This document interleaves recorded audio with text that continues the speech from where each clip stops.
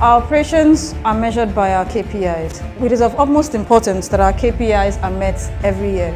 Our daily measurables are recorded and reviewed on a weekly and monthly basis, and this is reflected in our monthly KPIs so that we can learn from them and figure out ways to do things better.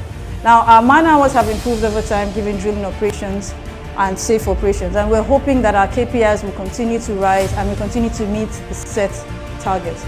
It's been 2 years since we had a very disastrous incident at BRVS.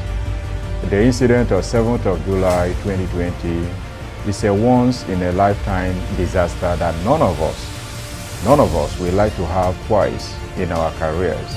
That day, we lost 7 of our colleagues. May their souls rest in peace.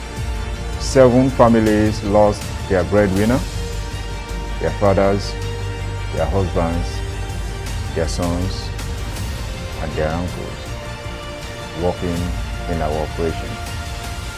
That is very, very sad and something that we don't want to repeat. That's why we set aside 7th of July every year to stand down for safety, reflect on our processes, our behaviors, our safety culture, and how we show up. That is very important, and I'm very pleased that we have maintained a Go Zero since we had the inaugural session, in line with the commitment we made that day of BRVS Never Again. But it's not only voicing our commitments, we have to live it in our everyday lives. There have been some high potential incidents that should worry all of us, preventing incidents from occurring. And that's why we need to be at that position, at the left side of the bow tie. We need to maintain a heightened consciousness in all the activities that we execute. And as an organization, there must be standard operating procedures, process guides, and method statements for all our activities. Risk assessment must be conducted before we undertake any execution of activities. Our people must be given the right PPEs and trained in all safety critical activities. All personnel must be guaranteed stop work authority with leadership assurance of no victimization. And that's very important. Each person needs to know that they have the right to say no to any job they consider unsafe. The 7/7/20 will stick in my memory, where there are 7 souls lost their lives and departed from their families, and we still think about those lost souls. It was a dark day in the history of Elcrest and Seplat as well, and I'm glad to say since that time the team has worked assiduously to make the safety at the operations at BEL&EL 40 even man hours without a lost time incident, and we've almost had 24 months without a spill. So the HSE performance of the company has changed dramatically since that very dark day 2 years ago. And if you look at the factors that led to the dramatically improved performance, first of all, I think videos like this make a big difference. So it's communication around the organisation. It's putting health and safety #1 on the agenda. We can't be safe in our operations. We shouldn't be doing any operations. So that's the first thing with communication. Looking at health and safety in everything we do. Looking at the procedures and policies, the permit to work system, the recording, the look backs. Anytime there's an incident review panel which comes out with learnings, and those learnings are put through the organisation. And so all these things come together really to improve the performance, ensure that we have a lasting and safe working environment. A perfect HSE system is something you need to work towards on an hourly, daily, weekly, monthly, annual basis. The bow tie is a simple way of visualizing risk, the impact of trends, possibly breaking through the barriers that we have put in place and causing a top event. On the right side of the bow tie is where we have recovery measures to recover from the top event. Obviously, not where we want to be. So we always want to be where? On the left side of the bow tie. So what does that mean, staying on the left side of the bow tie? So for the management and the leadership, it means committing and conducting the MFI, the management field inspections, as we have outlined and have in our schedule.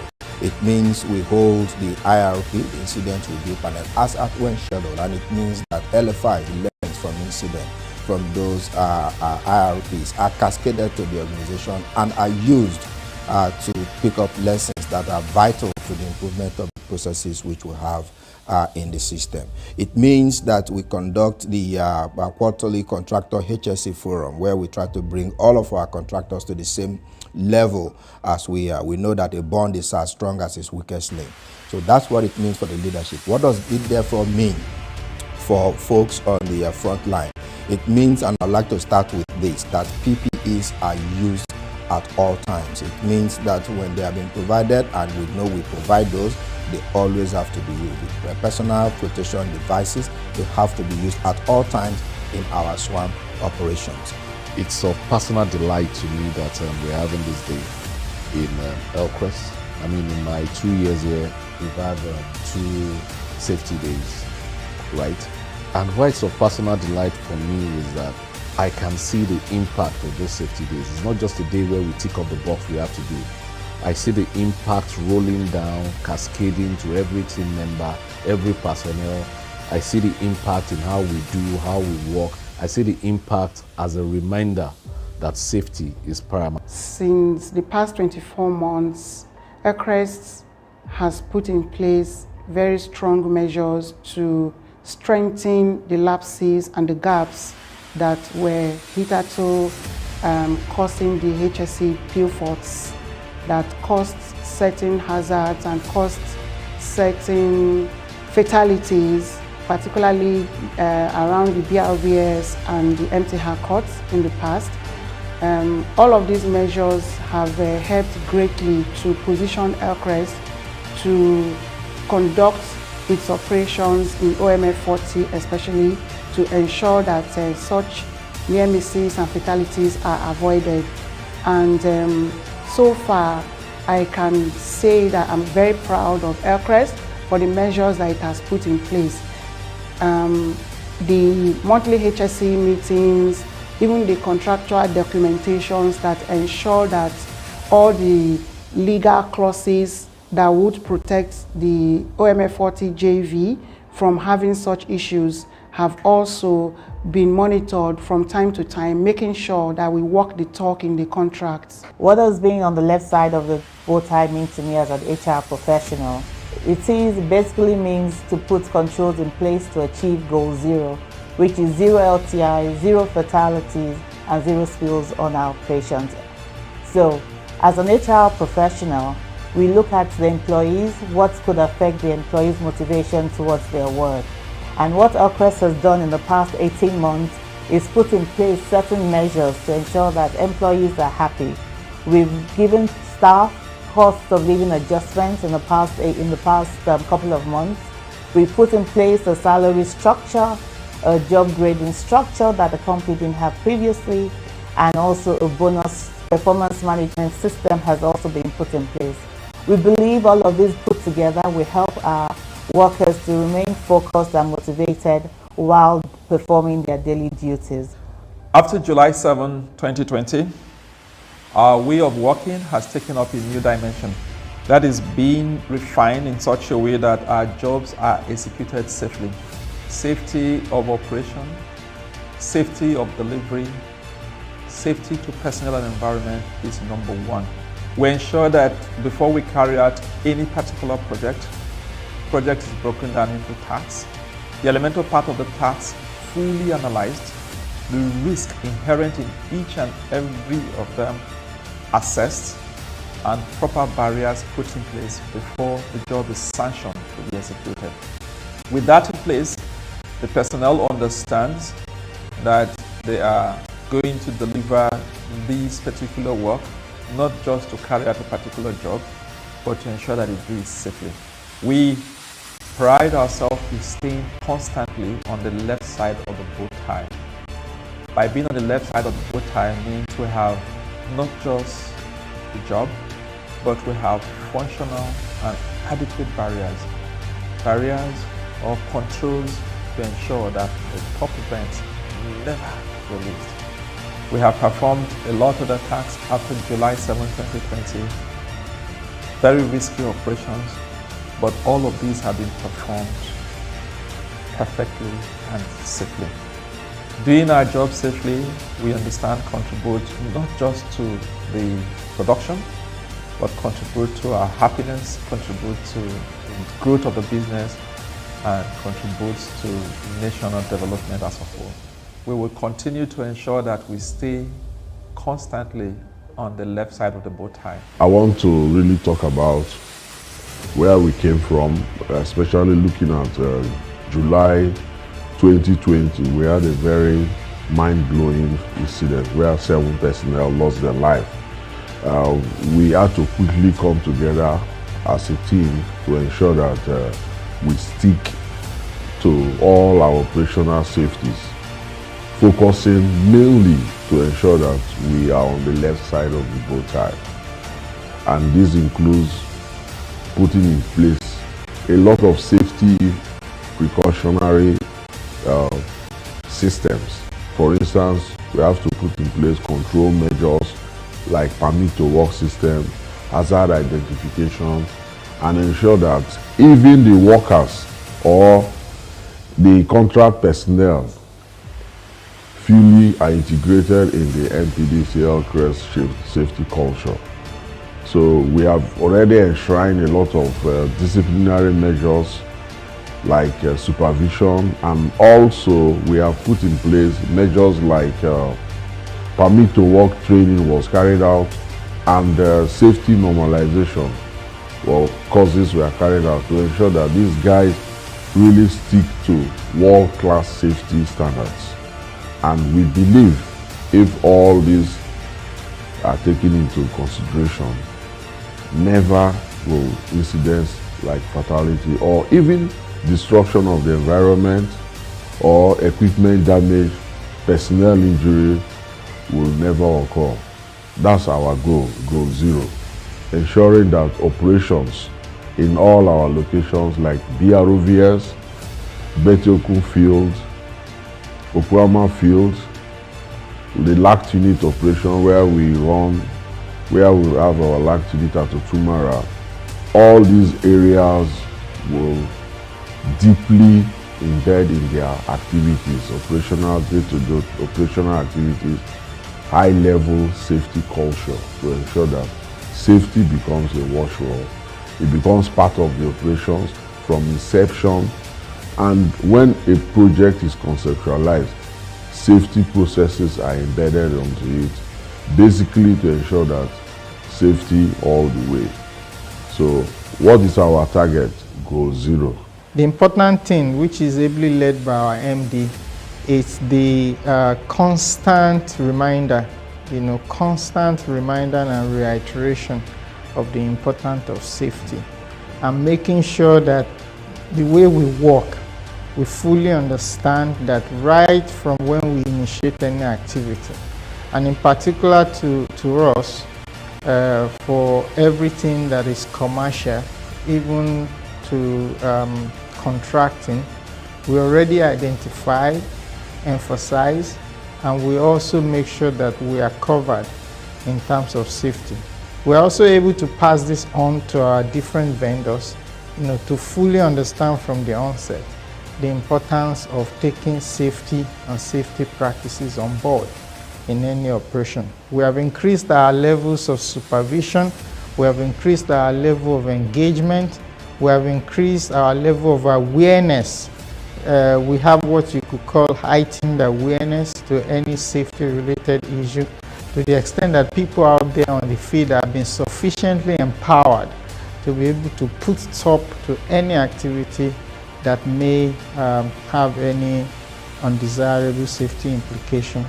The typical bow tie in men's fashion. The bow tie analysis or the bow tie tool is a risk assessment tool. And on the left side, just like the typical bow tie, is where you have your controls. And on the right side, when there is a loss of control, that is where you have your events, incidents, and what have you.